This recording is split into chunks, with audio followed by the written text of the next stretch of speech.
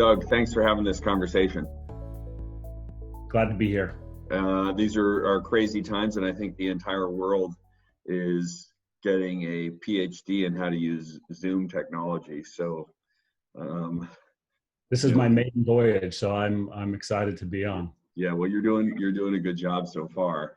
And we were having a conversation on Friday about the market and adjusting to, how New York City multifamily owners are adjusting to all the changes that the coronavirus has brought on the industry. And this is on top of the massive changes that happened in June. So, when you are looking at the news right now and seeing the stock market go down by 30%, what does that bring up for you?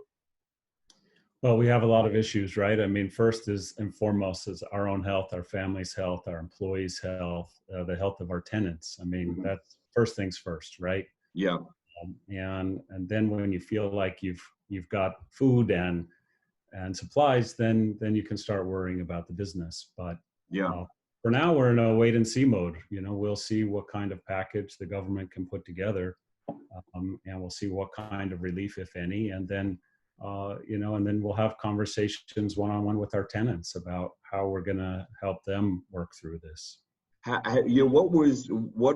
have you done? What adjustments have you done just in terms of your operations over the past couple of days? Yeah, so we still provide essential services. So we are considered an essential service. If boilers go down, we need to be there. If there are water leaks, we need to be there. But our supers are only doing repairs on an emergency basis. Yeah. Our office staff is all working from home, except we're rotating one person through here. Right. So where are you recording this from right now? It's my shift in the office. So okay. I'm taking my shift now, and so far nobody's knocked on the door. Yes. So you're in Upper Manhattan right now. Are you below grade? I am. Yeah. So my office is in the basement of one of our buildings. Yeah. So what have you noticed in terms of just the work requests and the complaint requests from tenants? Has that stayed the same? Has it gone down? Gone down. We sent out a letter and we just asked, the last thing you want is a super to go in and out of a bunch of apartments, especially with so many of our tenants are elderly. So if a super were to contract the virus, he could conceivably, get a lot of people sick. And so we've just asked that only emergency repairs be completed at this time. And by and large, you've noticed that tenants have respected that.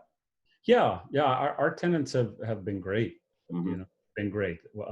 We are cleaning the buildings more carefully. We're using bleach more often.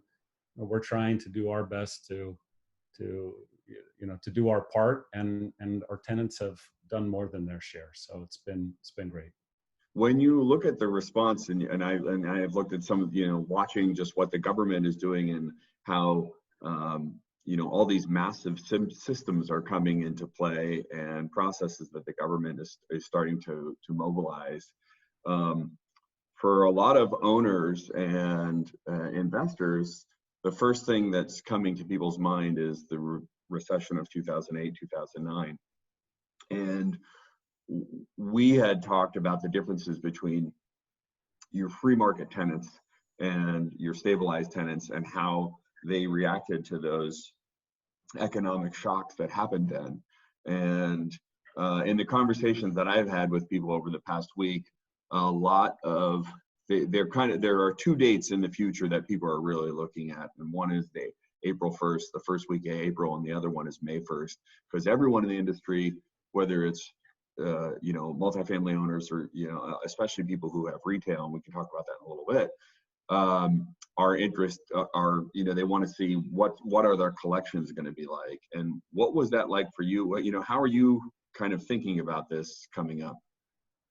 Well, fortunately for us, we have more cash in the bank than we've ever had, so we've kind of prepared for a rainy day.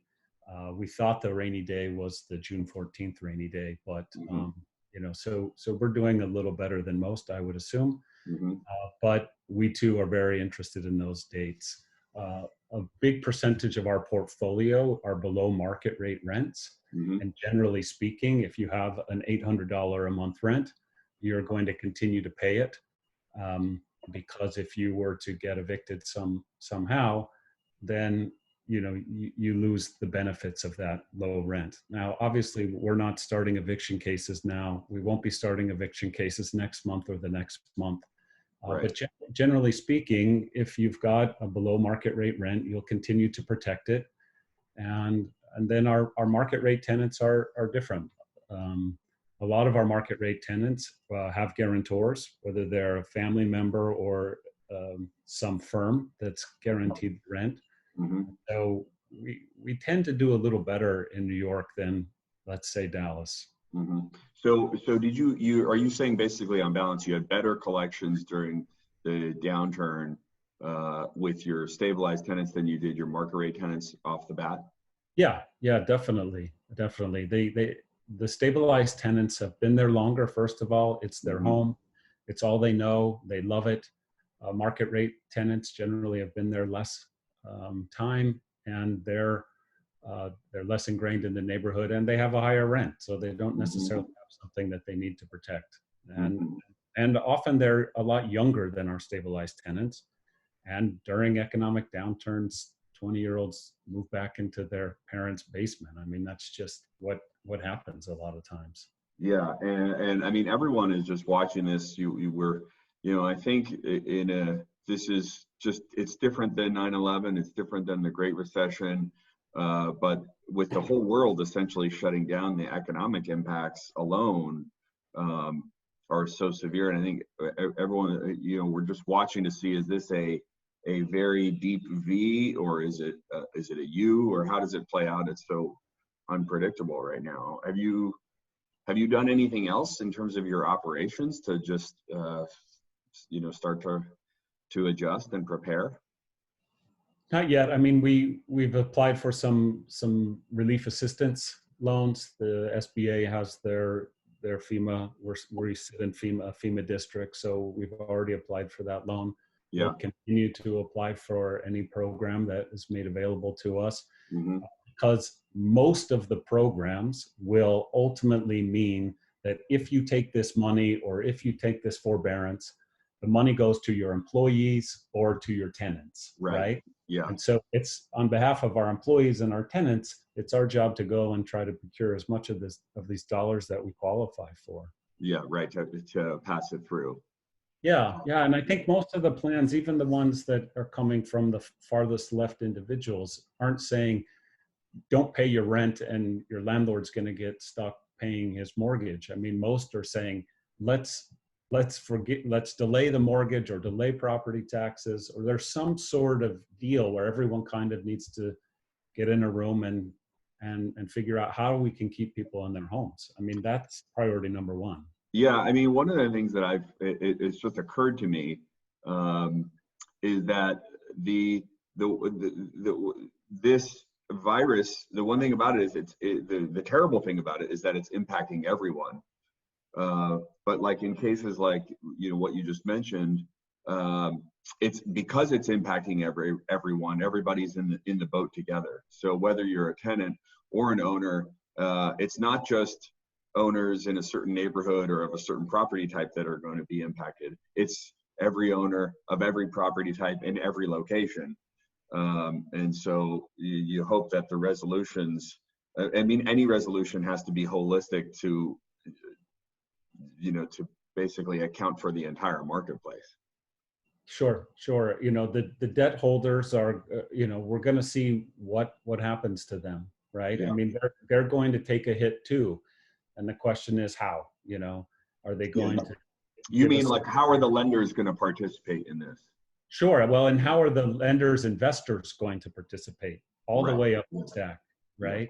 Yeah. Does it just get added on is there loan forbearance for a couple months, and then does it just get added on to the balance of the loan? Or, I mean, there are ways to financially make them whole, but on dollars, but maybe not time. So, right. We signed a bunch of 10-year loans in December. So we've got 120 months. So maybe they don't make us pay our mortgage payment for 4 months, and then they make the loan term 124 months. Did you have a mole in Wuhan that was letting you know that you should get those loans in December? Like, how did you know to do that? We refinanced all of our properties in 2019, Mm-hmm. and it was all around the rent laws, not around any Yeah. foreseeable. And how did this impact you from that standpoint? I mean, the entire New York City multifamily industry went through such a monumental change and really a punch to the gut in June. Yeah. And now we're 9 months later, 10 months later, you're going through this. I mean, you had said something to me. You said, I feel for the people who have lost money in the stock market, because I felt like that's the way June 14th felt like for me. Yeah. I mean, I've been there. I've gone through those stages of grief. I understand what it's like to save and work your whole life. For some, it's a lot longer than I've been around, and have so much of it erased in a month it's just brutal. It's brutal. For me, June 14th is worse financially than this event. And so for landlords not in New York City, that may sound crazy, but June 14th was financially much more devastating than this virus. Yeah. We just signed a contract on something about 10 days ago. Yes. Not like an hour ago, an owner just asked me, I was thinking about putting something on the market. They said, is there a market? Can you even sell anything right now? And we're recording this, at a time when this situation is really developing. And particularly this week, they're expecting hospitals to reach capacity in New York City, and setting up all, things in the Javits Center and taking over hotels and all these like subsequent secondary measures. So I think we're at a time when the details on the ground are really going to change. But what do you think about that? Is there a market today? How would you price something today? I don't know how I'd price something. I'd certainly want to wait a week or so, but I'll be buying. I think you try to buy dips, and if you've got a long-term time horizon and you want to be in this business for decades like I do, then when prices fall, you want to be buying for size. So we'll try to figure it out. The banks are still lending. I got a loan quote last week. I've got a bid in on another building right now, and I haven't rescinded the offer or tried to retrade it lower. I mean, I still, people want to live in New York City, and we will come out of this on the other side. It may take a year or more, but again, we're buying for decades, not for months. So, for me and my investor group, we still like New York City. Yeah, I just want to point out, because you're one of the things that we see happening now is there's a big opportunity for private capital to react to the changes on the ground in a way almost quicker than institutional capital can.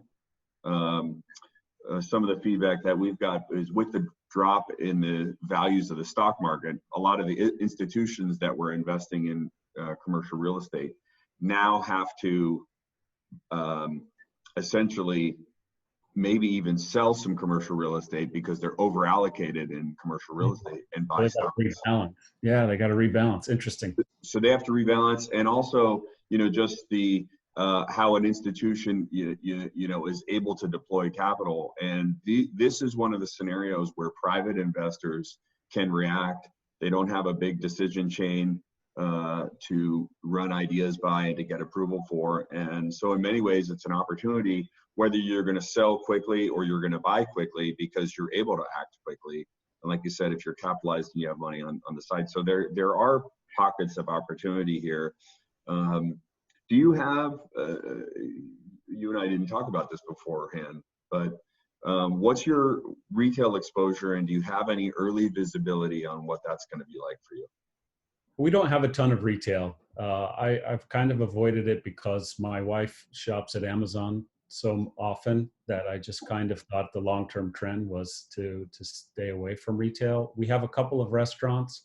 One restaurant has significant family capital. So they've said, hey, we're good. We've talked to them. We have another mom and pop restaurant that I'm sure, will not be able to pay their rent. And so we'll have to figure something out. We'll see if we can get some help from our lender. Yeah. We'll see if we can get some help for them from the government directly to them, and they could pay their rent. But we'll work it out with them. They're a good actor. They didn't do anything wrong. They're a victim here. Yeah. It's a family business. We'll figure it out. What is the what would you recommend to an owner in this situation? Is it better to let April come or May come and just see what happens? Or do you think you want to be proactive and say, hey, are you going to, would you recommend reaching out to a retail tenant and saying, are you going to pay your rent, or are you having difficulty? This can cut both ways strategically. How would you answer that? If I'm a retail tenant, I would reach out to your landlord and explain to them your situation. Be transparent, be honest, and work something out. I can't imagine, what they're going through, and in some cases, they don't have reserves. They've got to be terrified, but have the conversation. You just need to have an adult conversation. Yeah. Well, Doug, I said we were going to keep this short, and we, to everybody who could be watching this, we were actually going to record this as a Behind the Bricks podcast, but the world changed, and now, Doug, you are the first video in this format. So, first of all, thank you for doing this. There's a lot going on. You have a lot to deal with at this time. And anything else out there for New York owners or people in the industry that you think, any final words of wisdom or parting thoughts? I don't have any words of wisdom, but we're a great city. We're resilient. We'll come together. We'll figure this out, and better days to come. Yeah, that's well said. And I would just say, stay safe, everyone.